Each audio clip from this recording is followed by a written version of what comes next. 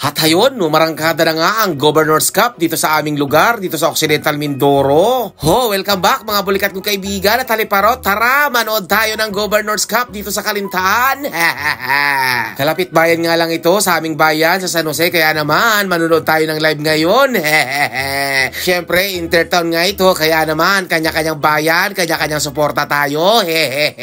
First time ko nga mapapanood ang mga player ng aming bayan, kaya naman excited ang inyong bulikat na kaibigan kung gaano kalalakas maglaro ang mga batang ito. 25 under ata lahat sila. Napakaswerte nga ng mga kabataang ito kasi nung kapanahon na namin, naku po, hindi uso itong intertown. Kaya naman, saludo tayo sa namumuno sa ating probinsya. Napakaganda itong naisip nyo. Biruin mo, sa lahat ng bayan, dadayo ang paligang ito. Kaya naman, bawat suporta ay nasa kanilang bayan. O diba, sa pagkakataong yan, daig natin ang PBA sa ubod ng dami ng tao.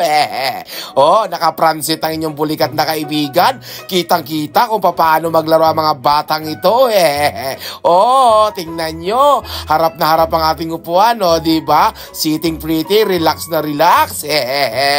Ang gigiles nga ng mga batang ito, ang bibilis at ang tatalented. Hindi na natin kayang habulin yan. At sa dulo nga, nanalo ang aming bayang San Jose. Congrats Paluan, napakaganda ng inyong nilaro. Pindutin mo na yung follow at mag-follow ka na. Maraming salamat.